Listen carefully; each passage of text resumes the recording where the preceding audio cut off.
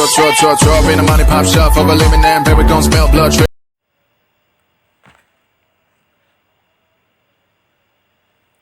Bismillahirrahmanirrahim. Assalamualaikum warahmatullahi wabarakatuh. Perkenalkan, nama saya Marcella, saya dari Pendidikan Kimia 4C. Terima kasih atas kesempatan yang telah diberikan. Di sini saya akan menjelaskan materi mengenai logam alkali. Yang pertama kali kita harus mengetahui apa itu logam alkali. Kata alkali ini berasal dari bahasa Arab yaitu alkoli yang artinya abudilkanisasi, yaitu mengacu pada sumber asli dari zat alkali tersebut. Alkali ini diambil dari ekstra abu dari tanaman yang terbakar atau disebut dengan potas, dan sebagian besar disebut dengan kalium karbonat. Sedangkan menurut sistem periodik unsur, golongan alkali ini termasuk golongan 1A yang berada pada tabel pertama. Logam ini ternyata sudah dijelaskan di dalam Al-Quran, yaitu terdapat dalam surat Ar-Ra'd ayat 17 yang artinya Allah telah menurunkan air hujan dari langit, maka mengalirkan ia air di lembah-lembah menurut ukurannya, maka arus itu membawa buih yang mengambang, dan dari apa? Logam yang mereka lebur dalam api untuk membuat perhiasan dan alat-alat. Ada pula buihnya seperti buih arus itu. Demikianlah Allah membuat perumpamaan tentang yang benar dan yang batil. Adapun buih akan hilang sebagai sesuatu yang tidak ada gunanya, tetapi yang bermanfaat bagi manusia akan tetapi ada di bumi. Demikianlah Allah membuat perumpamaan. Dari ayat di atas dapat kita simpulkan bahwasanya logam ini bisa bermanfaat bagi manusia, yaitu seperti untuk membuat perhiasan dan alat-alat dengan melalui proses peleburan. Selanjutnya, bagaimana sifat-sifat yang dimiliki logam alkali ini? Untuk sifat-sifat logam itu ada dua sifat, yaitu sifat fisika dan sifat kimia. Yang pertama, sifat fisika logam alkali, yaitu yang pertama itu dia lunak. Mengapa lunak? Karena semua logam alkali itu bersifat lunak, karena dengan bertambahnya ukuran dan masanya akan membuat logam tersebut menjadi lunak, sehingga ia bisa dipotong dengan menggunakan pisau baja. Diumpamakan seperti penghapus yang bisa kita potong. Yang kedua yaitu setiap unsur logam alkali ia sebagai penghantar kalor yang baik. Yang ketiga, mengkilap dan keperakan. Semua logam alkali ia berwarna mengkilap dan keperakan, dan sebagian logam alkali itu ia akan berwarna abu keperakan, akan tetapi cesium agak sedikit keemasan. Setiap unsur alkali dia memiliki warna yang khas, di mana warna tersebut akan muncul apabila terjadi reaksi antara logam alkali dengan oksigen, yaitu melalui proses pembakaran. Nah, ketika dilakukan proses pembakaran, logam alkali ini akan bereaksikan dengan oksigen dan akan menghasilkan suatu warna nyala unsur beraneka ragam berdasarkan jenis alkali tersebut. Yang terakhir yaitu logam alkali sangat relatif. Mengapa demikian? Karena logam alkali ini disimpan di dalam suatu wadah yang diisi dengan minyak. Hal itu untuk menghindari agar logam alkali ini tidak bereaksi langsung dengan oksigen di dalam suatu udara. Mengapa demikian? Karena dalam beberapa suatu reaksi tertentu, semakin cepat suatu reaksi tersebut terjadi, maka semakin hebat pula reaksi yang terjadi dan kalor yang dilepaskan akan sangat besar. Nah, sedangkan menurut sifat kimianya, logam alkali ini ia merupakan suatu unsur yang sangat reaktif dibandingkan logam lainnya. Hal ini disebabkan pada kulit terluarnya hanya terdapat satu elektron dan energi ionisasinya lebih kecil dibandingkan unsur logam lainnya. Nah, Dari atas ke bawah, kereaktifan suatu logam alkali akan bertambah dengan seiring bertambahnya nomor atomnya. Nah, ini adalah tabel dari sifat-sifat logam alkali, di mana Li atau disebut litium mempunyai nomor atom 3, sedangkan natrium atau dilambangkan dengan Na mempunyai nomor atom 11, kalium yang dilambangkan dengan K mempunyai nomor atom 19, rubidium yang dilambangkan dengan Rb mempunyai nomor atom nomor atom 37, sedangkan cesium yang dilambangkan dengan Cs mempunyai nomor atom 55, dan francium yang dilambangkan dengan Fr mempunyai nomor atom 87. Dan untuk mengetahui sifat lainnya bisa kita lihat dari tabel yang telah saya tampilkan. Selanjutnya, bagaimana sifat umum dari logam alkali ini? Untuk sifat umum setiap logam alkali ini, ia merupakan suatu logam yang lebih lunak dibandingkan logam lainnya. Karena apa? Karena ukuran dan masanya bertambah yang menyebabkan logam tersebut menjadi lunak. Yang kedua, titik leleh dan titik lebur suatu logam alkali lebih rendah dibandingkan logam lainnya. Yang ketiga yaitu warna logam alkali ini adalah perak keputihan. Perlu kita ketahui dari tabel sebelumnya telah saya tampilkan gambar bahwa setiap unsur alkali tersebut ia mempunyai warna sedikit abu keperakan atau keputihan, sedangkan cesium agak keemasan. Selanjutnya, logam alkali ini sangat reaktif sehingga sangat jarang ditemukan dalam bentuk unsur yang bebas. Mengapa demikian? Karena saking reaktifnya, ketika ia bersinggungan langsung dengan oksigen dengan air, semakin cepat suatu reaksi tersebut maka akan menghasilkan suatu reaksi yang dahsyat dan akan melepaskan suatu kalori yang cukup besar. Nah, kemudian logam alkali ini merupakan reduktor yang terkuat dan energi ionisasinya relatif lebih rendah dibandingkan logam-logam lainnya. Nah, sayangnya perbandingan antara energi ionisasi pertama dengan yang kedua itu sangat besar, sehingga senyawa yang dihasilkan itu bersifat sangat stabil. Selanjutnya, logam alkali ini merupakan unsur yang ringan berdasarkan massa jenisnya. Yang terakhir, potensial logam alkali ini bersifat negatif. Lalu, bagaimana sifat umum dari senyawa logam alkali? Yaitu, senyawa logam alkali ini sangat mudah kita kenali karena ia mempunyai beberapa sifat umum. Yang pertama yaitu karakter ionik. Mengapa demikian? Ion logam alkali ini mempunyai tingkat oksidasi yang stabil, dan senyawa logam alkali ini ia tidak mempunyai warna. Lalu, bagaimana logam alkali itu akan menghasilkan suatu warna?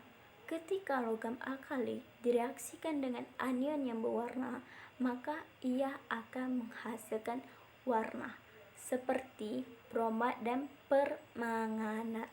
Yang kedua ada hidrasi ion. Semakin tinggi densitas muatannya, maka semakin kecil pula ion yang terhidrasi. Dan energi hidrasi dari senyawa-senyawa alkali juga akan semakin rendah. Contoh, kita ambil contoh dari ion Li+. Ion Li+ ini ia mempunyai energi hidrasi sebesar 519 kJ per mol. Sedangkan ion magnesium 2+ mempunyai energi hidrasi sebesar 1920 kJ per mol. Nah, energi hidrasi ini akan semakin bertambah dengan adanya kenaikan dari jari-jari ion. Kemudian yang terakhir ada kelarutan. Sebagian besar senyawa-senyawa logam alkali ia akan larut di dalam air, walaupun kelarutan setiap senyawanya berbeda-beda. Contoh kita ambil larutan jenuh dari litium klorida atau LiCl, yaitu ia mempunyai konsentrasi kelarutannya sebesar 14 mol, akan tetapi larutan jenuh litium karbonat atau LiCO3 ia mempunyai konsentrasi sebesar 0,18 mol. Selanjutnya, bagaimana kecenderungan dari logam alkali? Logam-logam alkali ini ia digolongkan di dalam zat pereduksi atau disebut dengan reduktor yang kuat. Hal itu didapatkan karena setiap logam alkali ini sangat mudah untuk teroksidasi dan relatif lebih rendah dengan harga negatif yang besar. Kemudian logam alkali ini juga mudah melepaskan elektronnya dan ia bersifat reaktif. Nah, kemudian logam alkali ini juga mudah direaksikan dengan unsur non-logam dan akan membentuk suatu senyawa ion seperti halida, hibrida, oksida, dan sulfida. Perlu kita ketahui bahwa semakin ke bawah logam alkali tersebut, maka ia akan semakin kuat pula sifat dari logam alkali tersebut dan senyawanya dapat direaksikan dengan air.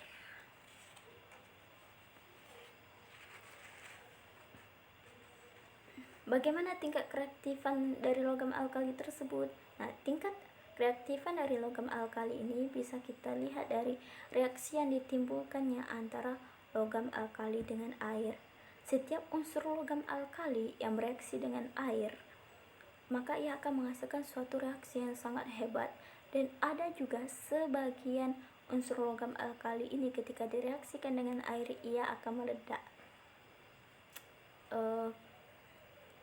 Karena hal itu telah dijelaskan dan perlu ditekankan lagi bahwa logam alkali ini ia bersifat sangat reaktif dan merupakan konduktor yang kuat. Nah, sehingga ketika direaksikan dengan air ia akan membentuk gas hidrogen, dan persamaannya adalah 2M ditambah 2H2O akan menghasilkan 2M plus ditambah 2OH ditambah H2. Selanjutnya, bagaimana energi ionisasi logam alkali? Untuk energi ionisasi, unsur-unsur segolongan ini berhubungan erat dengan jari-jari atom. Jadi, jari-jari atom golongan alkali dari Li ke Cs, jari-jarinya semakin membesar sesuai dengan penambahan jumlah dari kulitnya. Semakin besar jumlah kulitnya, maka akan semakin besar pula jari-jari atomnya. Semakin besar jari-jari atomnya, maka gaya tarik-menarik akan semakin lemah yang disebabkan oleh unsur-unsur segolong dari atas ke bawah. Ionisasinya semakin kecil dengan melepaskan satu elektron kulit. Selanjutnya, apa saja reaksi logam alkali? Yang pertama, ada reaksi alkali dengan oksigen. Nah, ketika alkali direaksikan dengan oksigen, itu kita akan menggunakan metode suatu proses pembakaran yang mana nantinya akan menghasilkan suatu warna unsur dari logam alkali tersebut. Hasil persamaan reaksi tersebut adalah 4M ditambah O2 akan menghasilkan 2L2O, di mana L ini kita sebut dengan salah satu unsur logam alkali, atau L ini ibaratnya mewakili dari setiap unsur alkali. Nah, yang kedua ada alkali dengan air. Ketika alkali ini direaksi dengan air, maka ia akan menghasilkan suatu reaksi yang sangat dahsyat dan akan menghasilkan suatu kalori yang sangat besar. Nah, persamaan reaksinya adalah 2M ditambah 2H2O akan menghasilkan MOH ditambah H2, di mana M ini adalah logam alkali. Yang ketiga ada reaksi alkali dengan hidrogen. Nah, reaksi yang terjadi antara alkali dan hidrogen ini akan menghasilkan suatu persamaan reaksi, yaitu di mana 2L ditambah X2 akan menghasilkan 2L2O. Selanjutnya ada reaksi alkali dengan halogen. Nah, di mana hasil persamaan suatu alkali dengan halogen ini akan menghasilkan persamaan seperti 2L ditambah X2 akan menghasilkan 2LX, di mana L adalah logam alkali dan X merupakan halogen. Selanjutnya ada alkali dengan senyawa lain akan menghasilkan suatu persamaan, yaitu 2L ditambah 2HCl menghasilkan LCl ditambah H2. Yang kedua ada 2L ditambah 2NH3 akan menghasilkan 2L NH2 ditambah H2, di mana L ini merupakan logam alkali. Nah, untuk senyawa lain ini yang diambil adalah amonia, amonium, karena senyawa-senyawa tersebut bersifat stabil dan dapat diuraikan dengan unsur nitrogen dengan katalitas logam panas yang dapat logam panasnya dapat dialiri arus listrik. Kemudian secara alami amonia ini dapat dihasilkan dari protein pada hewan dan manusia yang diekskresikan melalui air seni. Kemudian tes nyala unsur logam alkali. Nah, untuk tes nyala unsur ini adalah merupakan salah satu cara untuk menganalisa suatu zat dengan cara kering. Yaitu ketika kita melakukan tes nyala unsur, kita menggunakan dua cara, yaitu cara kering dan cara basah. Cara kering ini adalah yaitu sejumlah uji nyala yang dapat kita lakukan dalam keadaan kering tanpa melarutkan suatu sampel. Sedangkan cara basah yaitu suatu cara atau suatu uji yang dilakukan dengan zat-zat dalam larutan.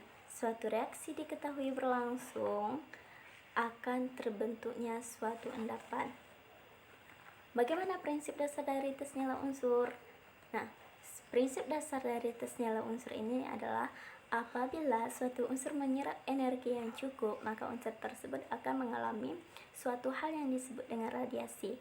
Radiasi ini akan memancarkan beraneka ragam sesuai dengan jenis unsur tersebut, dan setiap unsur mempunyai panjang gelombang yang berbeda-beda. Ini warna nyala api untuk unsur logam. Nah, perlu kita ketahui untuk tes nyala unsur ini kita menggunakan metode kering, yaitu dengan menggunakan cara pembakaran.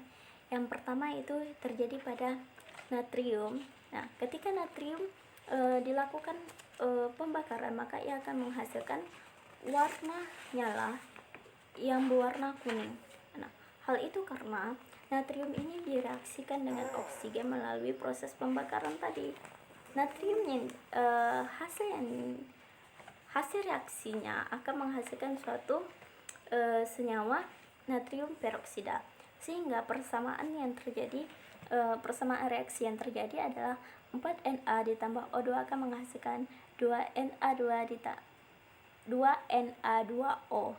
Sekali lagi saya mohon maaf, saya ulangi lagi, persamaan yang terjadi antara oksigen dengan natrium ini akan menghasilkan suatu senyawa natrium peroksida, yaitu di mana 4Na ditambah O2 menghasilkan 2Na2O.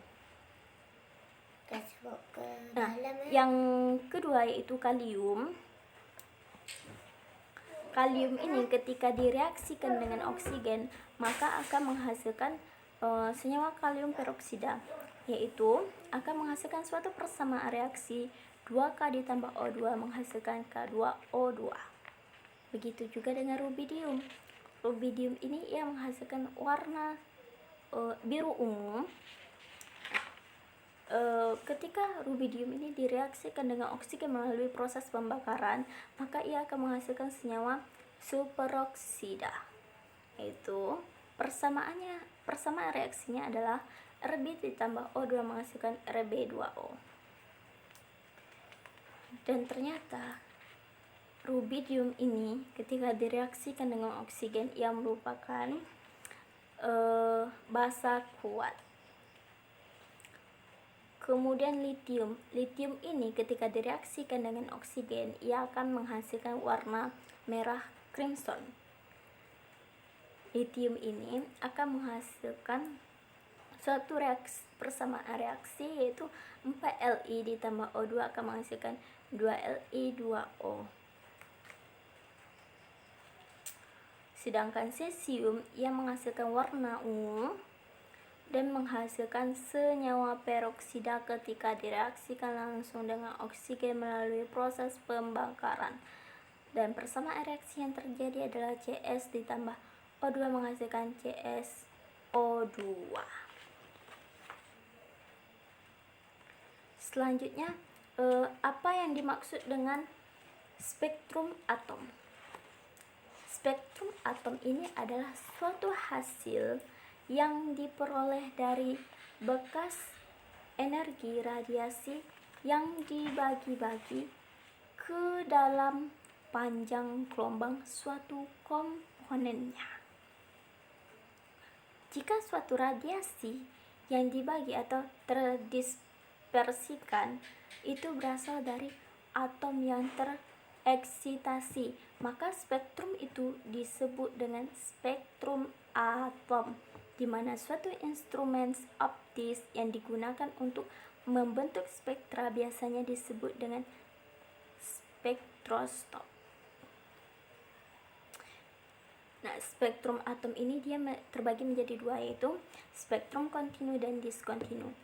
Perlu kita ketahui, spektrum kontinu ini adalah merupakan spektrum sinar yang mengandung semua jenis gelombang yang ada di daerah tersebut, sehingga terlihat sambung menyambung tanpa ada daerah yang kosong. Sedangkan diskontinu adalah kebalikannya, yaitu di mana spektrum ini hanya mengandung gelombang-gelombang tertentu sehingga terjadinya atau terlihatnya daerah-daerah yang kosong. Spektrum diskontinu ini terbagi pula menjadi dua, yaitu spektrum emisi dan spektrum absorpsi. Spektrum emisi ini berasal dari zat yang memancarkan sinar dengan gelombang tertentu dan tampak berupa garis-garis yang terpisah. Hal ini seperti spektrum hidrogen, karena hidrogen ini dapat memancarkan 4 macam gelombang monokromatik, yaitu suatu gelombang yang mempunyai warna tertentu. Selain itu, spektrum emisi ini didapatkan dari bisa kita ukur dari sebuah alat, yaitu spektrometer. Yang kedua ada spektrum absorpsi, yaitu di mana spektrum sinar ini berada pada bagian-bagian tertentu sehingga ada yang tidak terisi atau kosong. Selanjutnya ada eksitasi dan ekstraksi logam alkali. Apa itu eksitasi? Eksitasi ini merupakan bagian sistem dari generator yang berfungsi untuk menghasilkan fluksi yang akan berubah terhadap waktu sehingga akan menghasilkan satu gel induksi.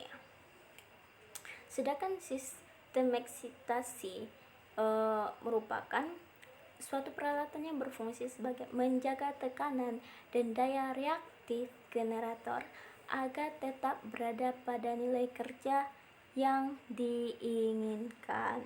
Nah, jika suatu kenaikan daya reaktif pada sisi beban, maka akan mengakibatkan terjadinya penurunan magnitude atau lada tegangan terminal, sehingga penurunan tegangan terminal ini kemudian akan disensor oleh suatu potensial transformator yang pada akhirnya tegangan terminal ini akan diserahkan dan dibandingkan dengan suatu titik nilai acuan.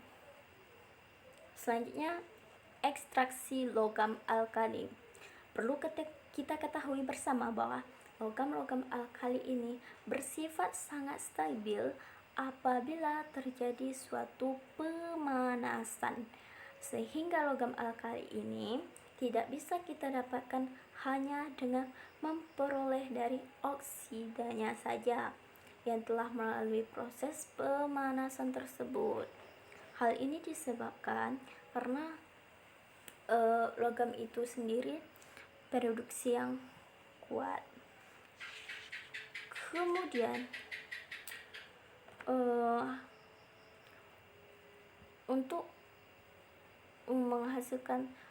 untuk mengetahui ekstraksi logam alkali ini, dia menggunakan dua metode, yaitu metode elektrolisis dan metode reduksi.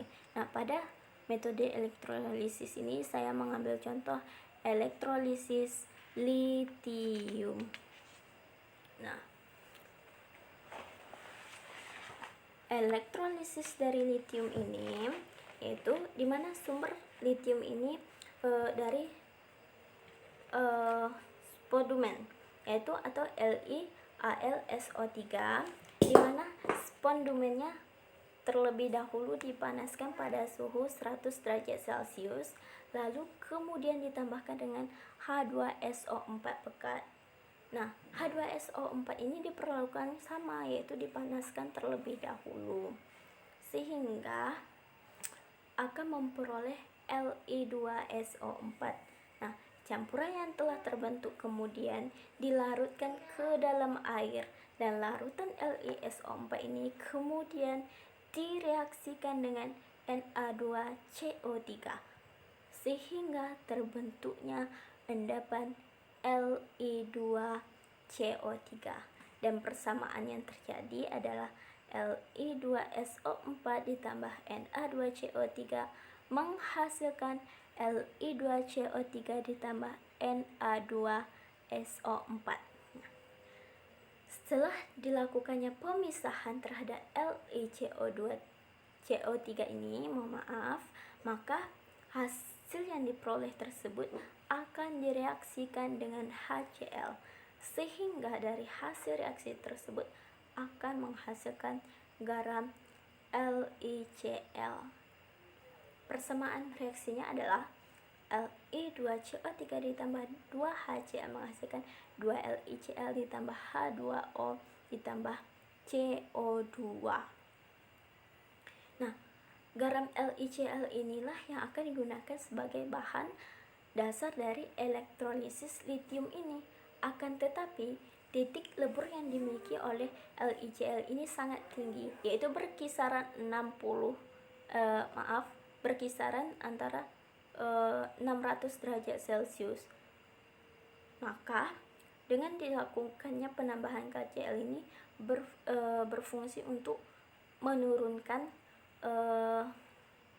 titik lebur tersebut, yaitu dengan perbandingan volume KCl 45% dan LiCl 55%. Kemudian sehingga dengan adanya penambahan KCl ini akan menurunkan titik leburnya menjadi 430 derajat Celcius.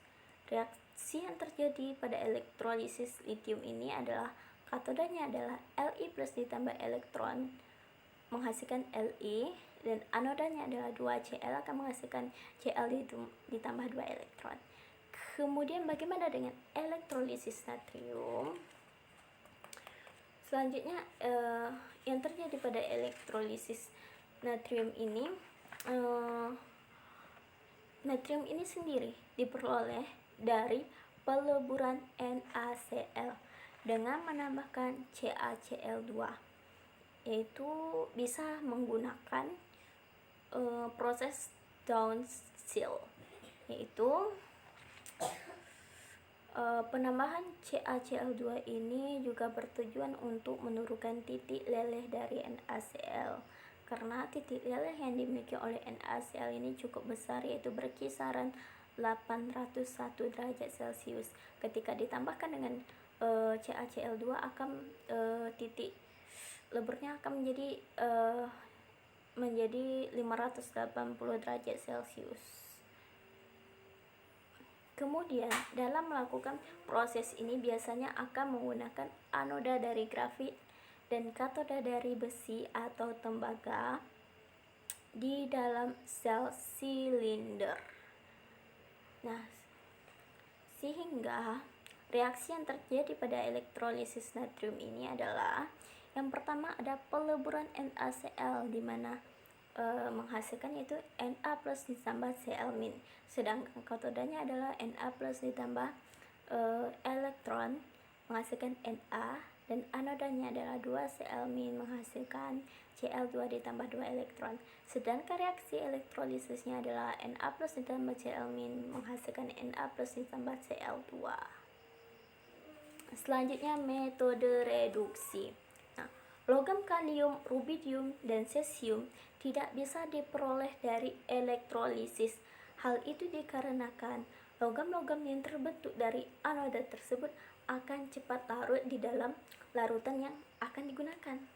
Oleh sebab itu, ketika ingin menghasilkan lium, rubidium, cesium akan melalui proses reduksi. Proses yang akan dikerjakan atau dilakukan ini untuk menghasilkan ketiga logam ini, yaitu menggunakan proses yang sama, yaitu mereaksikan lelehan garamnya dengan natrium, sehingga akan menghasilkan reaksi Na plus ditambah LCl menghasilkan L ditambah NaCl, di mana L ini merupakan kalium, rubidium, dan cesium. Dari reaksi tersebut, L yang terbentuk, gas akan dialirkan keluar. Selanjutnya, gas yang keluar akan dipadatkan dengan melakukan penurunan terhadap tekanan dan suhu, sehingga akan terbentuk suatu padatan logam L. Hal itu dikarenakan jumlah produk yang berkurang, maka reaksi tersebut akan bergerak ke arah produk. Hal itulah yang dilakukan sampai logam L itu habis. Perlu ditekankan lagi, L yang dimaksud adalah kalium, rubidium, dan cesium. Nah, selanjutnya, apa saja manfaat dan kegunaan logam alkali? Ternyata logam-logam ini sangat bermanfaat bagi kita, baik itu kehidupan sehari-hari, dan ini sangat erat terjadi, bahkan digunakan di dalam kehidupan kita. Contoh, natrium. Biasanya natrium ini digunakan pada lampu jalan raya yang berwarna kuning.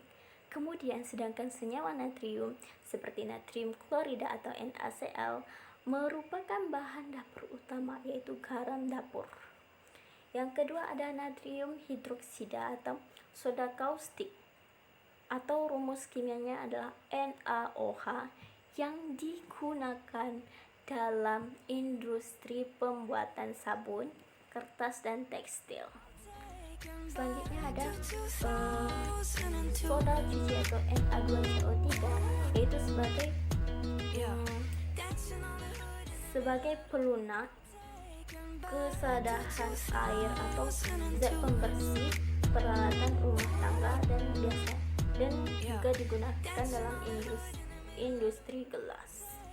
Selanjutnya ada natrium hidroksida atau dirumuskan dengan NaHCO3 atau soda gula. Ini merupakan campuran pada minuman dalam botol Bifirex agar Bifirex. Selanjutnya senyawa kalium. Kalium ini juga sangat bermanfaat bagi kita. Yang pertama adalah kalium oksida dioksida atau dirumuskan dengan K2, digunakan sebagai konverter CO2 pada alat bantuan pernapasan, dan kalium klorida KCl sebagai bahan pupuk, bahan pembuat logam kalium dalam K-alfa reduksi. Baiklah, hanya ini yang dapat saya sampaikan. Lebih dan kurang saya mohon maaf. Akhirul kalam, wassalamualaikum warahmatullahi wabarakatuh.